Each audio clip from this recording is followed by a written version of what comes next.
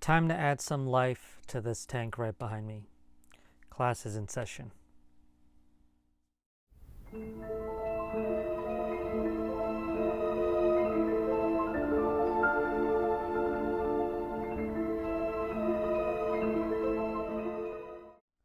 How's it going, my fellow aquarium scientists? It's Professor Fish Tanks here, and welcome to the third installment of our macroalgae planted saltwater series. In this episode, we are going to be talking about the life that is going to be residing in this setup. So it's been almost about 2 weeks, I want to say approximately, since this tank has been set up. And during that process, I've done a water quality or water chemistry test just to make sure that the nitrogen cycle has been completed, and it does look like it has been. The pH is where it should be. There's no signs of ammonia. Nitrites are all clear. There's a little bit of nitrate, a little bit too low for my liking, but also this has been a fishless nitrogen cycle, so I didn't expect that many nitrates to be in there. But once I add some of the first inhabitants in here, which I'll talk about in just a bit, hopefully it'll introduce a bit more nitrates for the macroalgae to take in. There may be chances, because there's going to be a very little bioload in here. There might be instances where you might have to dose nitrates in there, as well as a few other elements for the macroalgae to take in, because they are that good at sucking up those nitrates and things like that, which is why macroalgae is used a lot as a refugium or part of a refugium for nutrient export. So today what I want to talk about first of all is the water chemistry for a tank like this, which is basically talking about the nitrogen cycle, what parameters you want to look for, as well as talking a little bit about how the nitrogen cycle or the water chemistry coincides with the microscopic life that is currently living in here. So let's just take a moment to understand the chemistry and biology of the nitrogen cycle. If you're very much familiar with this, you can skip this part. But for those of you who are just a little bit curious as to really what goes on, allow me to explain, my dear students. So basically how it goes is you have some form of organic waste or organic compounds in the water that produces ammonia when it breaks down. That ammonia needs to be broken down and consumed by a bacteria called Nitrosomonas. Nitrosomonas will convert the ammonia to nitrite. Then from nitrite, a bacterium called Nitrobacter converts nitrite to nitrate. Both these beneficial bacteria are aerobic bacteria. And then for nitrates, you want to regulate how much nitrate is in your water by water changes. There's nothing that really eats nitrates. It's either through water changes or through plant matter that takes in nitrates as part of its photosynthesis and food making. In this case, with the macroalgae, that macroalgae is what's going to be taking in nitrates.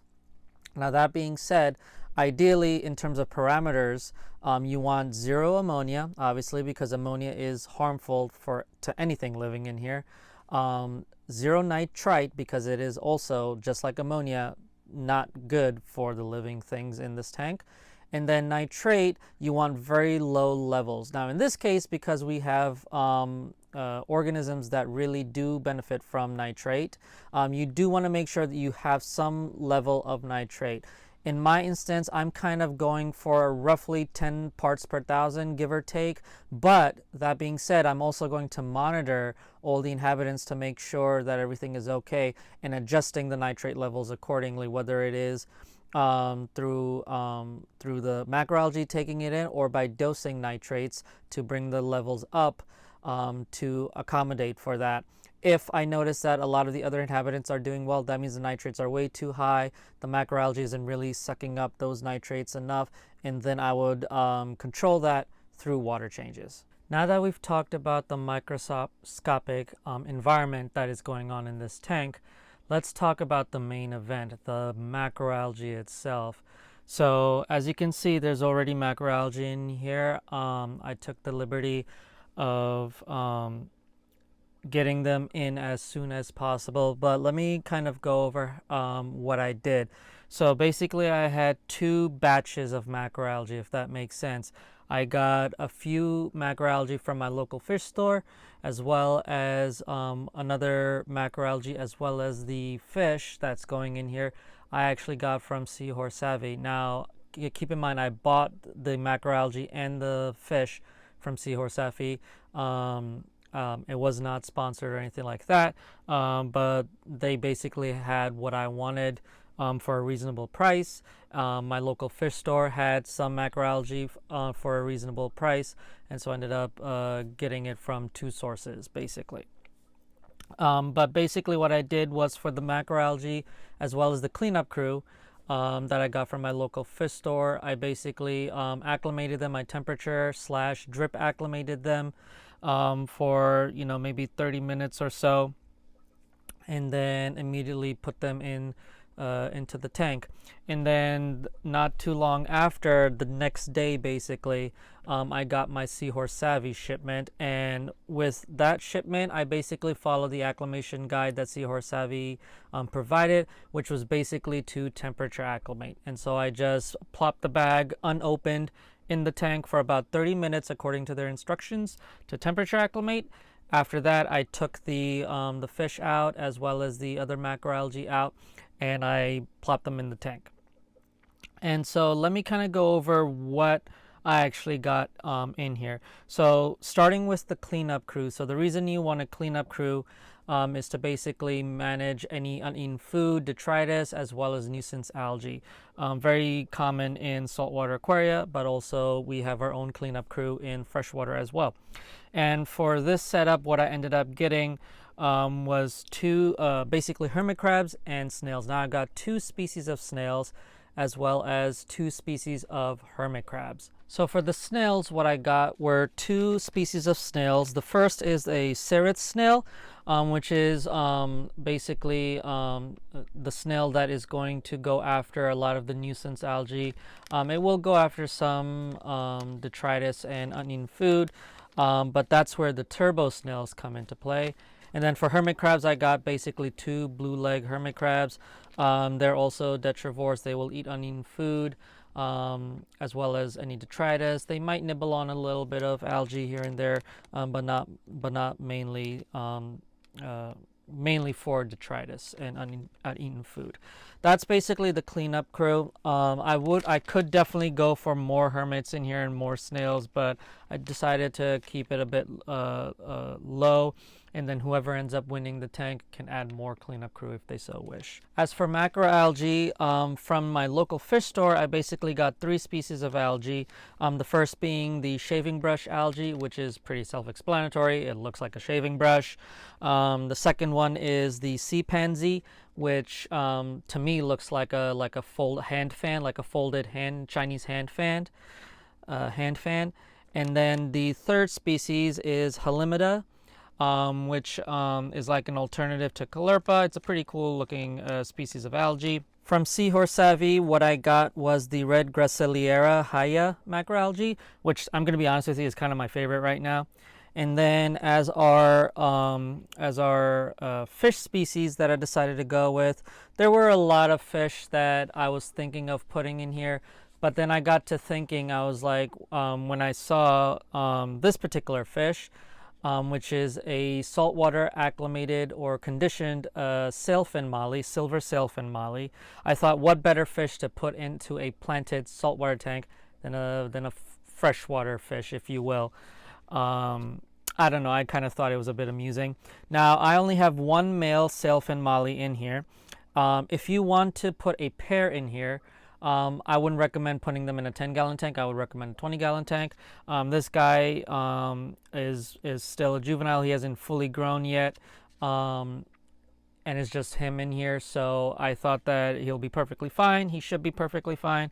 But obviously, if you want to put a pair, I would kind of upgrade the tank to a 20-gallon.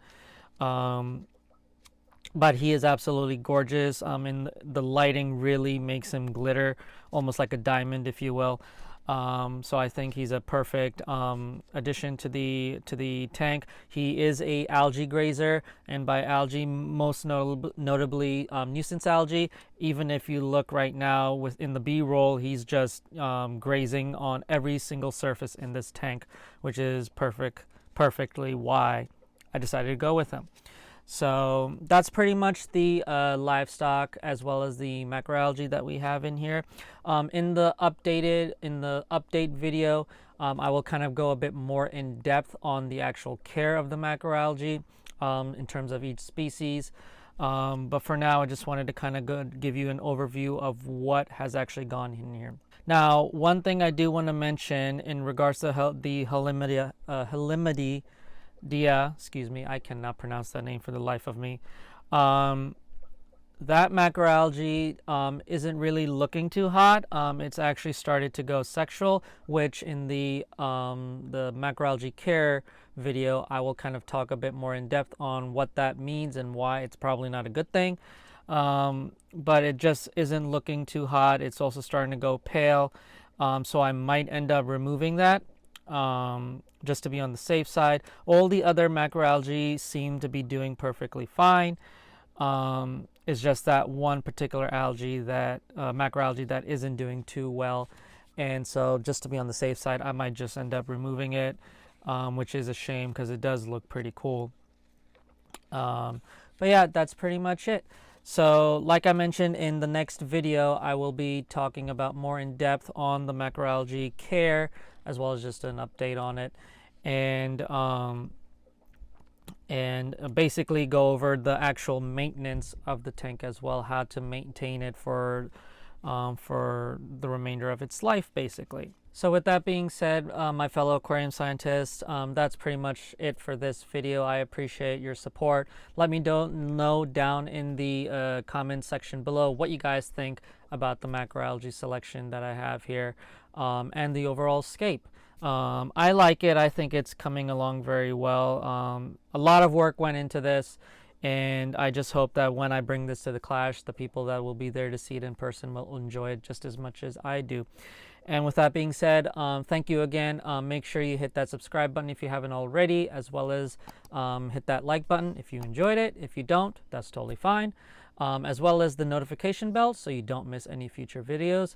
And like I always say, make sure you do your water changes, and I will see you in the next video. Take care.